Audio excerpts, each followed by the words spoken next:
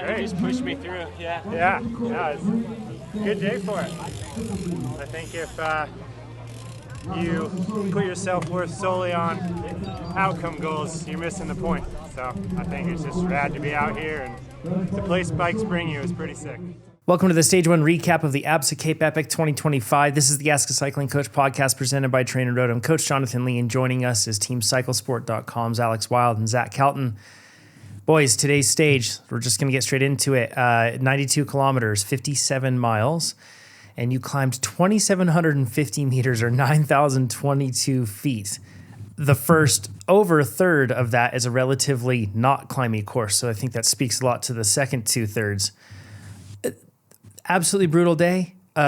Zach, can you break it down for us? I saw some footage last night. I should have been sleeping, but instead I was watching.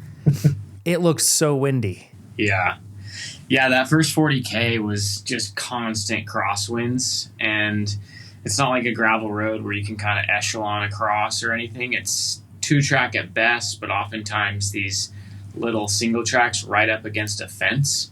So you really can get almost no draft. And also early on, as the dust kicked up, you couldn't see anything. And the sun is coming up. The starts are at 7. So super hectic start. How hard was the start? Alex, you've raced other Epic Series races. And granted, I know, Alex, you're not. In a lot of those races, you've been maybe closer to the pointy end, right? In this case, I know that you're not leading everybody out. But how hard was the start?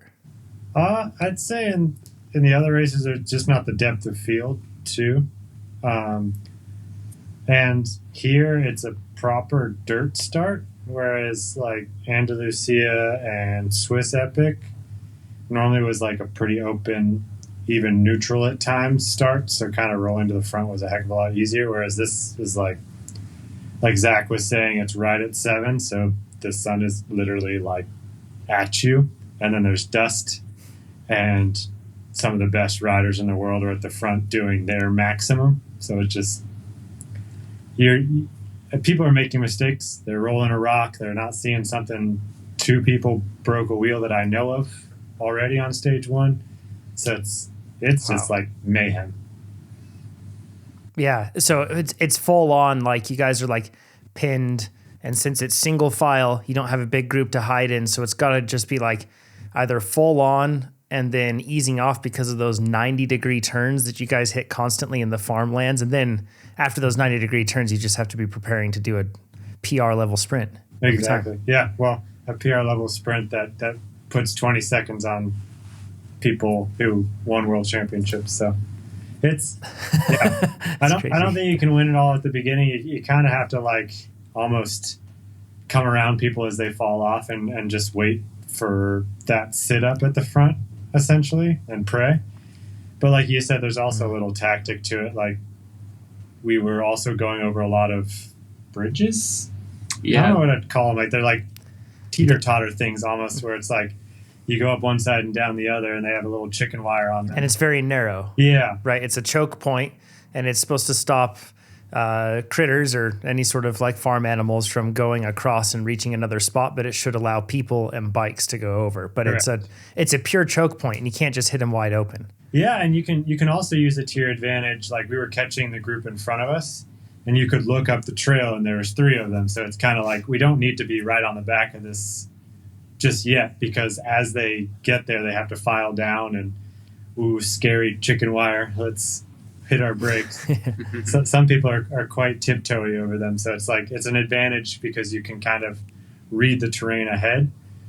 And I think that's something we did super well today, is also like on the climbs, we could kind of see when a descent was coming. Like if we were near like radio towers or something, and kind of read that and just tried to get Zach essentially first into the single track. And we would gap people on a 2 or 3 minute descent by like 20 or 30 seconds. Yeah. That's awesome. That's not surprising to me. By no means was I was breathing. I was going by the photographer like, you saw Zach go this way, right? Like, he's up there, huh? Yeah. He's like whipping off all the jumps, and I'm like this lawyer behind him finding all the cases, you know? It's like, don't mind me, I'm on my way. Zach, it's from you and I chatted just like we exchanged just a couple messages before this, after the stage. And in my mind, I have this vision, and I bet it's relatable to a lot of people, when you like are just pinned and you're trying everything that you can, but you're just wide open trying to hang on to wheels, and then it eases up and then it accelerates again. You guys were out there today, 4 hours and 12 minutes and 28 seconds. You moved up 2 spots in GC, by the way, which is fantastic. We'll go into that in just a little bit. But 4 hours and 12 minutes of feeling like you're up against it. Like you're up against a wall, you're getting punched, you're trying to dodge, you're trying to punch back, and it's just brutal. Like, what were you thinking of to try to manage those situations? Yeah, I mean, obviously there are kind of 2 types of days. One's where you like, you kind of you just get beat by someone better, and some days where you are just not up to your own like standard of performance. And I kind of feel like that's where I'm at. And it's made mentally it's made especially, I don't want to say it's harder, but it's definitely a different beast when you're like, Alex can't just go up the road and be like, I'll just do it by myself. Like we have to stay within a minute. So his performance is completely dependent on mine. And so, yeah, I mean, it helps you stay in it way better. And we did find a cadence that worked where we would kind of creep up to groups, try to get into the single track in front of them. And we were descending quite a lot faster. And we'd exit a descent with a gap on that group, and we'd kind of see our next targets, and it may take us 10 minutes to get to them. And Alex would help me. He's pulling on all the flats because he's riding much stronger. So he's pulling on all the flats, pushing me up some of the hills, and then we just try to make sure we were, getting into the single track before these guys, and that would be kind of like the nail in the coffin for that group, and just kind of move our way forward, because the flat legs tend to come around at the end of these stages, but in the beginning part you bleed some time for sure. How do you think that what's your best guess? You mentioned flat legs just now, and you also mentioned to me like you feel like you need to kind of like work your way into it, and this is starting really intense. It's super gnarly, and you're looking forward to other things. Is there anything that you're looking at changing strategically? And by the way, let's all remove any responsibility of Zach finding some sort of solution to suddenly, overnight, unlocking everything. But I think all of us ask questions of ourselves when we're in that situation, when we feel like our legs are flat or we don't have what we want, or we're like, man, what can I do? So what are you thinking of trying? Yeah, I mean, I think I'm going to try a bit of a longer warm-up. I mean, I'm looking at my heart rate data after these, and it's just not really responding very well in the early stages, especially. Despite the RP is completely pinned and my heart rate is quite low, which would point to like pretty extreme fatigue usually, but I tapered quite heavily coming into this race. We've had 1 hour time trial. It's not fatigue. Mm-hmm. So I'm going to try hopefully a longer warm up, probably a little more caffeine, and just try to get things going in the morning a bit better and see how that goes. Just stay in it. Sometimes these things, you get a great night of sleep and these things can turn around a little bit, but we'll see. Yeah. Alex, after you get to the bottom of these descents and Zach lays down the masterclass on a descent, are you allowing that gap to open on the descents and then you close it after you finish the descent and start pedaling again? Allow is a very generous word. Okay, sure. I would say I am taking less risk within the context of myself. Like, I don't think Zach is leaving it wide open or really risking anything what he's doing. I think if we were racing each other, it would be different, and I would be like, well, we're coming into the finish, so it's like I either have to be on that wheel or I don't.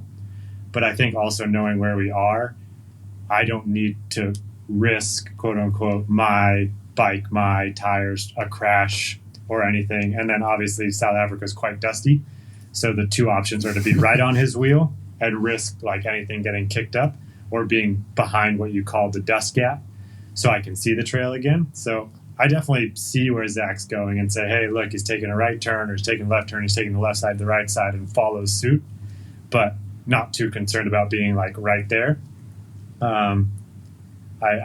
I did back him up when we were coming up on riders in the single track, and they weren't listening to his yells. I was like the second dog that barks, like the first one starts yapping at you and the other one's like, oh, sick, yeah, barking at something, let's go.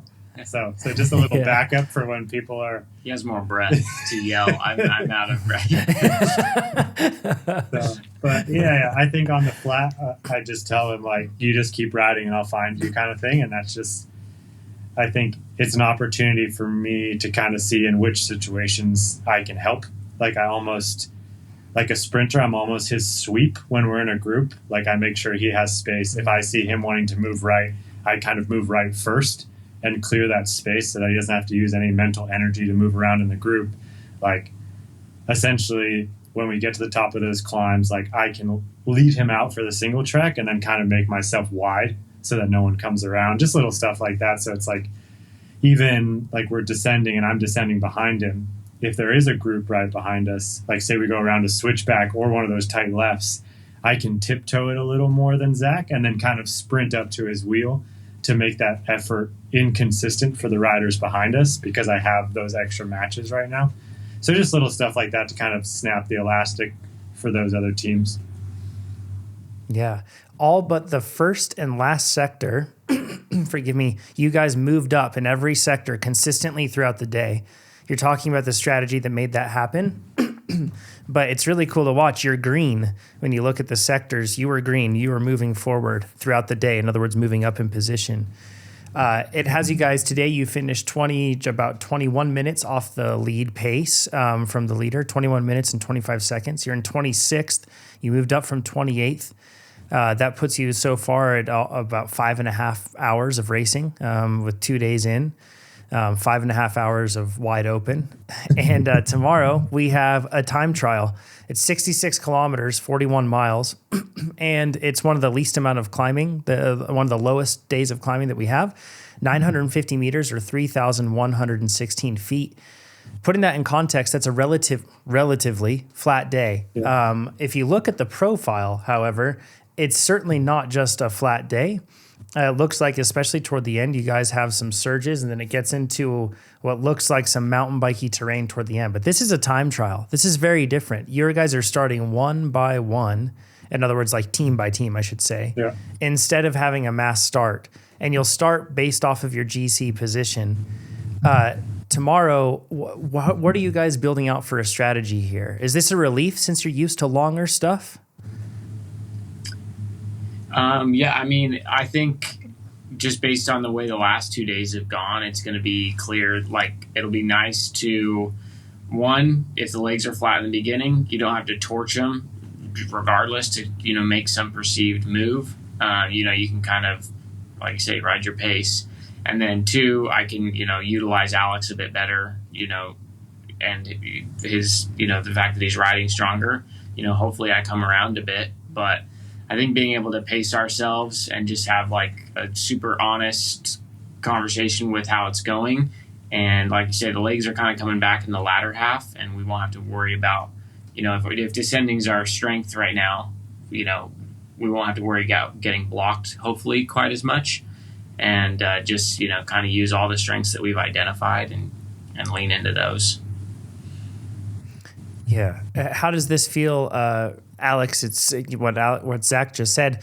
You're probably going to have a windy nose all day, or for the majority of the day there on that course. What are your thoughts? This is probably looking like a big, long solo lifetime Grand Prix style race effort if you're like trying to bridge or trying to do something solo. Yeah.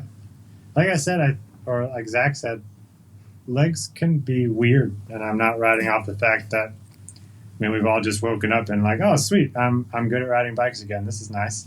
And we've all been where Zach is, where it's like, I did all the things, I checked all the boxes, and what the heck. So, I think that's always on the table. But as far as like if it continues as it is, like I think again we've found a good pace, and we're getting better as partners each day. So I think I love riding the front. So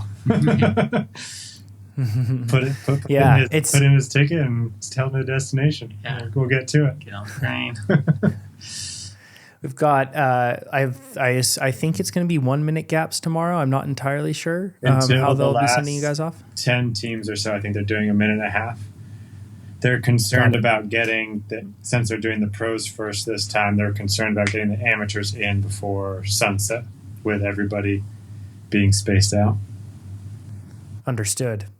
Well, this is transfer day. You're going to be going from Mirandilla Wine Estate, and then you're going to be transferring over to Fairview and Parle, which is where you'll be for a significant portion of the rest of the race until really like the end. You'll be at Lawrenceford Wine Estate. But can we just, the last thing I want to cover here is the logistics. Do you guys have everything you have like everything organized to move, to your bags and all that stuff? How are you handling that? My family's here. My uncle and aunt live in Johannesburg, so they're here with us. My mom is also here, so we have 2 cars. So we'll put some of our suitcases in my uncle's car, and then we'll go to the race with our stuff. And then we also have friends racing, Danny and Noah, who are on the RV train. So our plan is, since the finish is like 9:30 that side, we'll camp out at their RV until check-in time for our next Airbnb.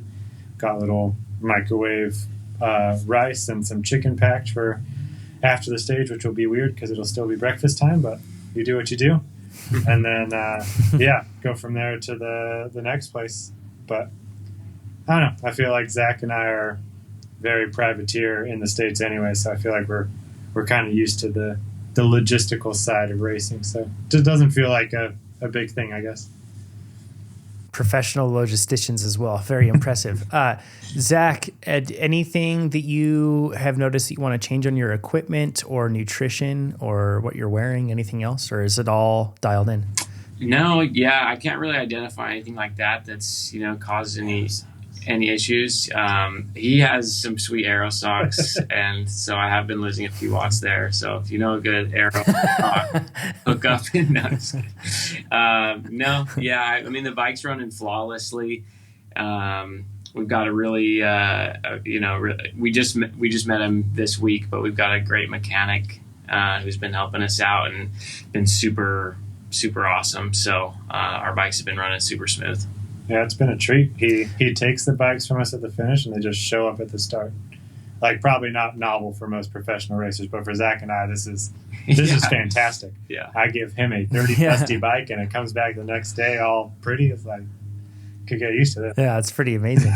Yeah, that's awesome. And what chainring did you run, Zach and Alex? Was it the same size? I think we're both on 38s. Yeah. Yeah, but he's more of a man than I am because I have a 52. So. Yeah. Okay, yeah, that's right. Got that the one tooth. One tooth. Yeah. Well, guys, this is going to be a great day. My educated guess on this whole thing is that the trend that we saw today of ticking your way forward is going to continue. Tomorrow, my money is also on athletes that have been doing longer style gravel races actually having a relative advantage. I don't know how big that will be, but a relative advantage over the athletes that have been doing the XCO style stuff.